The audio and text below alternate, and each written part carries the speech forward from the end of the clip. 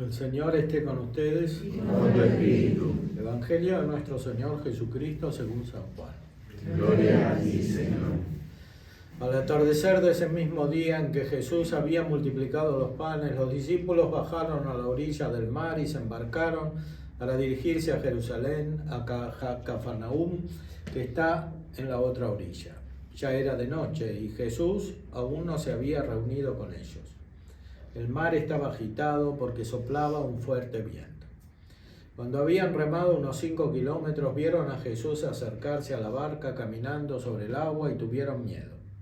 Él les dijo: «Soy yo, no teman». Ellos quisieron subirlo a la barca, pero ésta tocó tierra enseguida en el lugar a donde iban. Palabra del Señor. Gloria a ti, Señor Jesús. El Evangelio nos muestra otro milagro de Jesús, que es caminar sobre el agua. Es algo sobrenatural, no se puede realizar con las fuerzas naturales.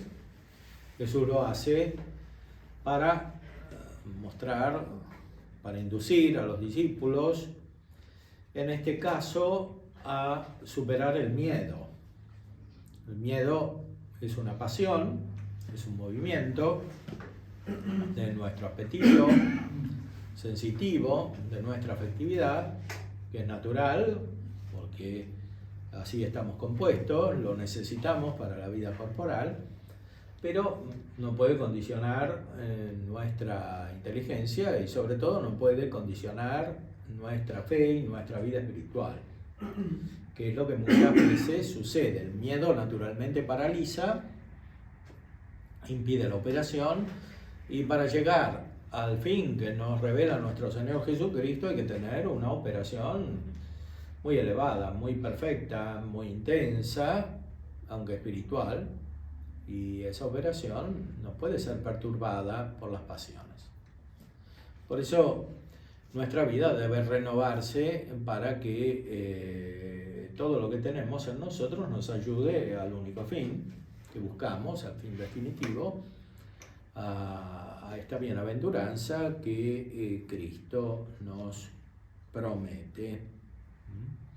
Es un milagro que hizo Jesús después de haber hecho otro milagro, que era la multiplicación de los panes. Y este otro es como un milagro que está más dirigido a la interioridad. Si la multiplicación de los panes suscita la fe, este milagro purifica la fe porque aparta el miedo de los discípulos, que eran los primeros instrumentos que tenía Cristo para difundir su mensaje a través de ellos.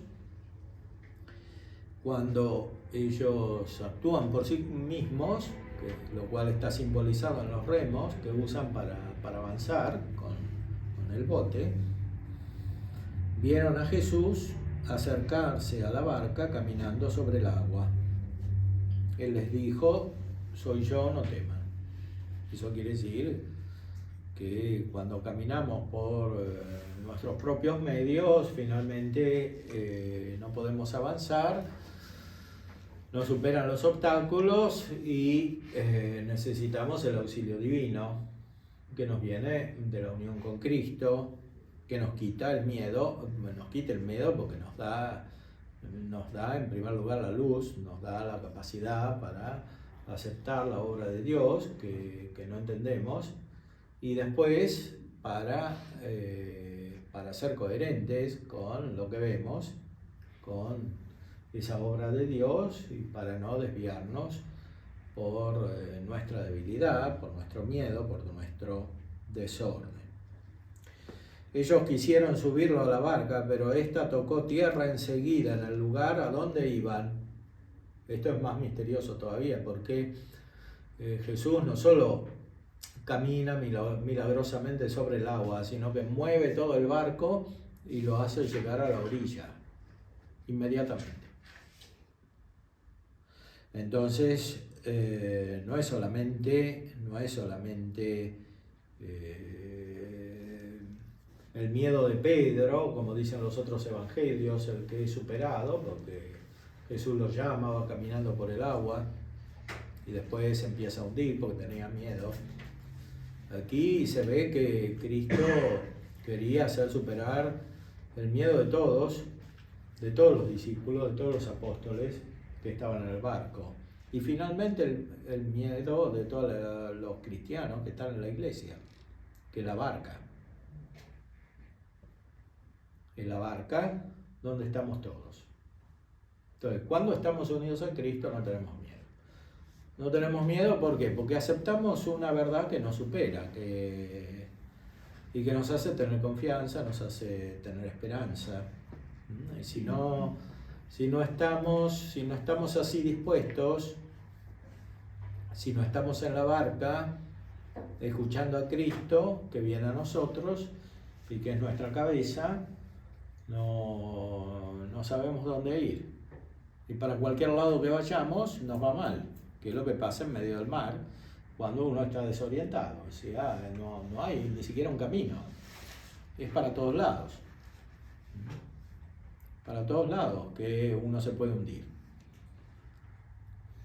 Y así sucede en la vida humana cuando la orientación no viene de Dios, por medio de Cristo. Quiere decir, cuando no estamos unidos a Cristo en la iglesia, en la unidad de la iglesia. Ahí ya no entendemos y tenemos miedo y nos empezamos a hundir. Pero Cristo está siempre ahí diciéndonos que no tengamos miedo. Pero esto sucede en la vida interior. Cuando nuestra vida cristiana parece cristiana, pero en realidad es muy exterior, es solo superficialmente cristiana, imperfectamente cristiana, y eso puede inducir muchos problemas que derivan de no conocer el camino, porque es un camino sobrenatural. Esto está significado bien aquí, en esta narración evangélica. Llegaron al término y no saben por dónde llegaron. Como que no había camino. Efectivamente, Cristo dice, yo soy el camino.